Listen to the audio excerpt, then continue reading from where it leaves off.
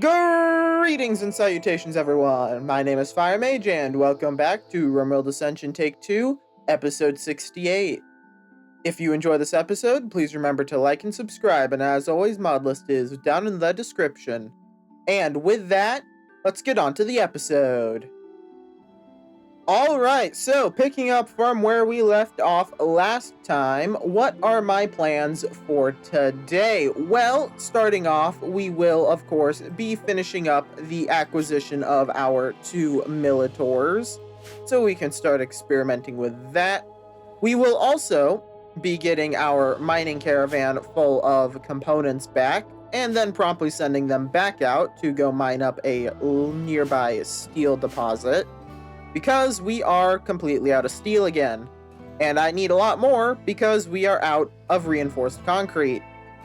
But in the meantime, I want to actually do some stuff with the vehicles. Now, we don't have the resources for it just yet. However, I would like to start working on getting ourselves a bulldog. Now, as you can see, problem, it's a little bit big. Can't even fit in our garage. Which means we first need to build a proper little mech recharging area. Which is going to be a bit of a problem, because we don't really have anywhere that would really be a good location. Or at least it doesn't appear that way, until you look up here. Now, up here, there happens to be this very convenient steel deposit. So I'm thinking, using the planning tool here, we'll put our little recharging bay somewhere in here, like so that we can get a handful of rechargers in. Of course, we'll have to build a tunnel here, and since we're over here, we will go ahead and vein mine this entire bit of compacted steel, which will also help our steel problems. We'll also go ahead and plan to build a armored wall along right here, since it is in fact stronger than the mountain, which is beneficial in more ways than one. Of course, we'll have to see just what it looks like once we mine out that steel deposit, but once that's done, we'll get to work on a mech recharging zone, which we'll put on the list. And of course, also on the list, since we're only really starting to do that, so we can build tier 2 vehicles, we'll put that on the list as well. And that will be our new long-term projects for us to work towards. It'll take us a bit of time, but I think we can manage it. Also, I think we can go ahead and check off upgrade uniforms. I did not notice this last episode, but it would seem that all of our smoke belts have been made. So we'll go ahead, check that off. No need to have it on there anymore. And our component mining team has returned. Very good. Let's go ahead and start working on getting these guys back in. Now, I do want to send them out on another mining expedition as soon as possible. However, I do also want to give them a little bit of time to recover, since they did get pretty close to having some mental breakdowns. So, best to give them some time to recover from that. And we have a bulk goods trader passing by in orbit. Very nice. Feller Rose, let's go ahead and do a little trading. Our warehouse is looking quite full. Need to offload some of our stuff. Hopefully, we can get some goodies from this bulk goods trader. Oh, and there's a combat supplier as well. Isn't that convenient? Well, let's go ahead and start off with the bulk goods trader, as they're more likely to have the stuff I'm looking for. Namely, I am looking for food right now, but it does not appear that they have much to offer in that manner. Unfortunate. Well, we can go ahead, sell off some of our clothes that we do not need. And I think we will most certainly be buying their steel. After all, that means we don't have to send our mining team out.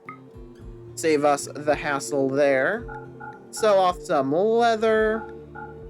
buy some more Mechanoid components and advanced components. And normal components too, why not? Since we're here, might as well. And I think that is about all I want from these guys. Although I suppose we could do to sell off a bit of our plain leather. We have quite a bit. And we're not really using it. So we'll sell off 2,000 of that. And that gets us to a profit of 1,035 silver. Now let's call up that combat supplier and see what they have. Bit more medicine. Always good to grab. A bit more of the specialized ammos for our industrial weapons. Very nice. And they're willing to buy our ridiculous amount of melee weapons. And with the selling off of all of our newly acquired subpar weaponry, we are able to get a total of 18 silver in profit. More importantly though, our warehouse was emptied. We picked up a lot of less than ideal weapons, so I'm glad we were able to clear that out of our storage.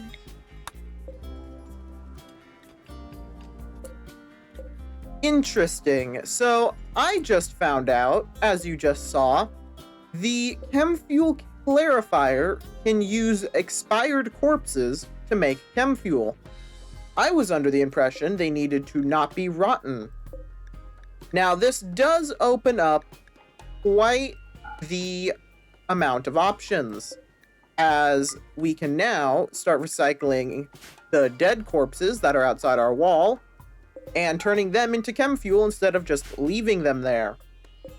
Now, we will keep this back hopper set to only allow rotten, since it also can take animal corpses. So, any expired animal corpses can go into this back hopper, but all the rest of them will go in these other two. But that is a very interesting thing, as now it makes this chem fuel clarifier even more valuable, as now we don't even need fresh corpses, we can use rotten corpses, or even skeletons, apparently. I am not really complaining though, that is quite beneficial for us. Ooh, and we have an exotic goods trader. Very nice. Let's go ahead, call them up. Maybe they'll have some interesting stuff for us. But while Bellarose slowly makes their way over to the trading hall, as you can see, the new wall right here has been finished, which is excellent, and kind of gives us more of an idea of what we're working with. So before we do the trading, let's build our little mech recharging area. Now, in order to build the rechargers, each of them is a 3x1. So if we want maximum efficiency, I'm thinking we start off with something like this. Very simple, very basic, but it'll get the job done well enough. Then let's make sure we run power conduits over here, like so, and there we go. And once that is built, we'll have our own little mech recharging bay that can charge up multiple robots at the same time. And let's see what we can get from this trader. Right off the bat, they have advanced components. 7 of them. Very nice. A little bit of Giddy-Up medicine as well. 27. That's pretty good. I will definitely be taking that. And I think that's about all we will be doing. Don't particularly need anything else from them right now. And that is a sizable amount of Giddy-Up medicine, so I am quite happy. And manufacturing is finished. And if you will recall, that basically just gives us very large variants of some common crafting tables that will work much faster. So we'll have to start working on that here directly. However, I think our next research project will be aquaponics. Now, why do I want to go with this? Well, it's pretty simple. It basically is an infinite fish factory. And it also is done relatively quickly, so hopefully we'll be able to build that within a reasonable time frame. But I've basically been trying to juggle how much harvesting of animals we do, and by that I mean hunting anything that walks onto the map, and it's only just barely enough to sustain us. So the sooner we can get a little bit more of a reliable source of meat, the better. And now that we have manufacturing researched, I'm also going to put that on the list so I don't forget to do that. Simply upgrading our manufacturing capabilities, as that will take a sizable amount of effort on our part. And there we go. The mech recharging facility is done. And that should, in theory, allow us to recharge up to 5 robots. Now all we need to do is open up the garage by deconstructing the old one, and then we can start working towards getting some tier 2 vehicles. There we go, that's been deconstructed, and I think the first one we're going to go for is going to be the Bulldog, so that we can replace our admittedly not the best roadkill. The Bulldog is quite expensive when it comes to the parts that we will be requiring, as we will need 1 engine block, 2 alternators, 4 exhaust, 10 suspension, 14 wheels, 1 transmission, 2 radiators, and 2 fuel tanks, on top of a bunch of steel and components. Although it does appear that we have a slightly different problem, we can't make all the parts, because I can't find the transmission in here, so that means we're going to have to buy one. Lovely. Now, that will take a while to construct, obviously, and as you can see, around the colony, we're experiencing some power issues. So I think it's time for us to build nuclear reactor number 2. Now, we have 1 reactor over here already, powering up the residential housing area. So I think the second reactor should go to powering the main central region over here, since it is kind of important. And I think we'll put it right here. So we will deconstruct the old pad launcher, since it wasn't really doing a whole lot after we found out how worthless it was. And then we'll put our reactor in its place. There we go. Perfect. And then we'll just run a little power line to connect it. And of course, that does mean we will need to make 9 more packed concrete, but that shouldn't be too terribly difficult, as we do have quite a bit of normal concrete in storage. Ah! And it would seem that one of our prisoners has been recruited. It was the Animakin. Hello.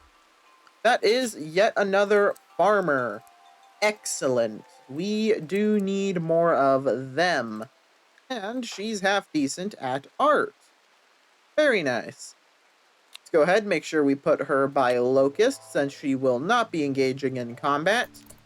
And what does this do? Ah! We can target an animatree and get 1 free Psychic Soothe every quadrum. That is quite powerful. And our second nuclear reactor is officially online. More importantly, though, we have lots of fuel to spare when it comes to refueling it. And while we're working on refueling it, aquaponics has been finished, which gives us yet another project to work towards. And I think, in a similar vein to aquaponics, which allows us to produce fish, we will go with the provisions packaging factory next, as it also gives us a fish trapper. So we'll have to see how different that is. But for now, the aquaponics basin will suffice. Question is, how does it work? I am unsure. I think we might just have to slap it down and see if it works. which is actually convenient because apparently our constructors have gone ahead and wrapped up the removal of the old buildings up here, leaving us with what we have for grow zones. So, although we will not be growing in them yet, let's just mark them out so that we don't accidentally build over them. Or at least don't build over the majority of it. There we go. And now that we have those marked, we can go ahead and start planning out where to put the aquaponics. Now, it is rather large, which makes it somewhat difficult to find a good spot for it. But I think, at least for now, we'll simply throw it down up here. I believe this is roughly the size of the building. And if it is, that will be just fine right there. Then all we have to do is build a wall around it. First things first, though, I want to make sure that is, in fact, the right floor size. And there we go. The floor for the aquaponics basin has been finished. Let's go ahead, slap that down like that. And now we get to do the fun of building the wall around it. Then all we have to do, build some factory hoppers, and it will be complete.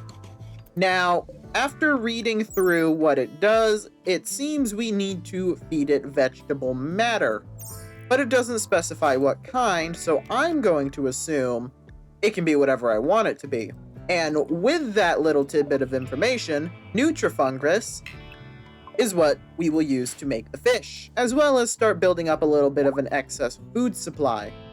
And it's perfect because there is no lights over here and likely won't be for a long time, and it's 2 patches of rich soil, so they'll grow nice and quick. Plus, we have those 2 farmers and we need to give them something to do, so that will suffice. And it would seem that our prisoners are trying to escape. 4 caskets. Please go beat them down very gently. And there we go. Prison break successfully suppressed. That took quite a while. And during that time, another bulk goods trader is passing by. Let's go ahead and call him up. See if we can't get anything good again. Alright, and let's see if they have anything good. Well, they do have a little bit of meat, but right now, not too concerned about that. I do want more components, though. Some more steel as well, always useful.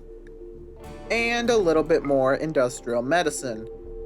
Very good. Then, if we sell off our leathers, we can actually get them all the money that they're worth, which is 2,109.